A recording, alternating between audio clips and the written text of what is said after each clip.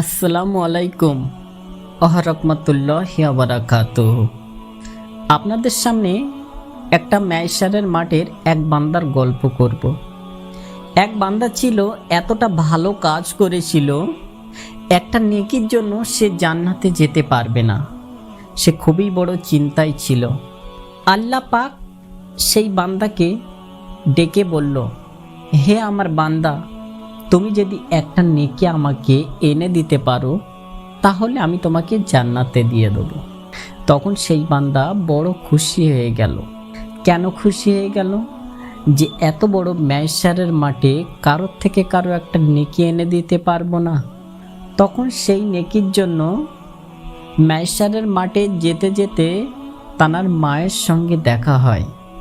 মায়ের সঙ্গে দেখা হবার পরে মাকে জড়িয়ে ধরে কাঁদে আর মাকে বলে, আম্মি জান, একটা নেকি যদি তুমি আমাকে দিতে পারো তাহলে আমি জান্নাতে যেতে পারবো, নইলে দোজাকি হতে হবে।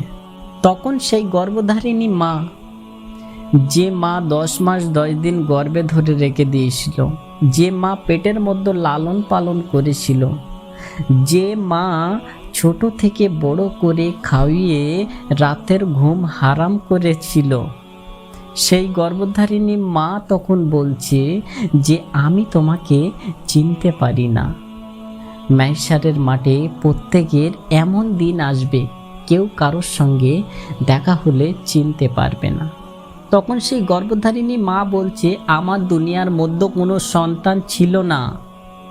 তখন সেই সন্তান কাঁদছে আর চিন্তা ভাবনা করছে যে আমি কার কাছে যাব একটা নেকির জন্য। তো যেতে যেতে হঠাৎ তানার আব্বাজানের সঙ্গে দেখা হয়।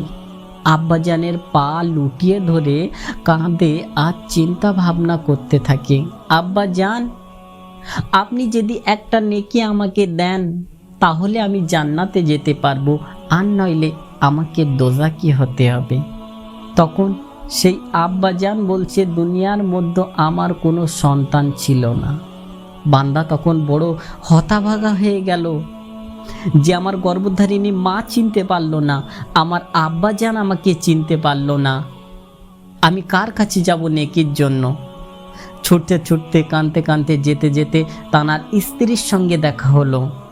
স্ত্রীর সঙ্গে দেখা যখন হয়ে যায় তখন সেই স্ত্রীকে বলে, তুমি যদি একটা নেকি আমাকে দিয়ে দাও, আমি তো তোমার স্বামী, তুমি যদি একটা নেকি আমাকে দিয়ে দাও তাহলে আমি জান্নাতে যেতে পারবো, আর নইলে আমাকে দোজাকি হতে হবে।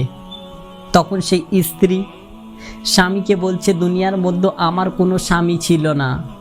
চিন্তায় পড়ে গেল, কেউ চিনতে পারছে না। তখন কি করবে? ছুটে গেল খোদার কাছে। আর একটা কথা আপনাদেরকে বলি, দান এমন একটা জিনিস, আপনি দান করবেন, লোক দেখানো দান করবেন, ও দান আপনার কাজে আসবে না, ও দান আপনার কাজে লাগবে না। তো শেষ পর্যন্ত ঘটনাটি শুনবেন।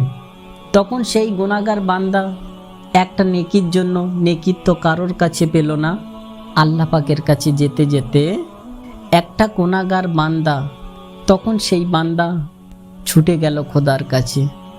খোদার কাছে গিয়ে সব ঘটনা খুলে বলল।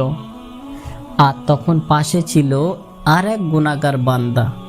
যে বান্দাটি শুনছিল তার একটাই নেকি ছিল, এতটা খারাপ কাজ করেছিল, এতটা দুনিয়ার মধ্যে গুনাহ করেছিল, তার একটাই নেকি ছিল। তখন সেই বান্দা সব ঘটনা শুনল। সব ঘটনা শোনার পরে তখন আল্লাহ পাকের কাছে গিয়ে বলল, হে রব্বুল আলামিন, আমি তো সেই তো দোজাকি হব, আমার তো একটা নেকি, আমার একটা নেকি আমি ওকে দিয়ে দিলাম, ওকে তুমি জান্নাতে দিও। সবাই বলুন সুবহানাল্লাহ।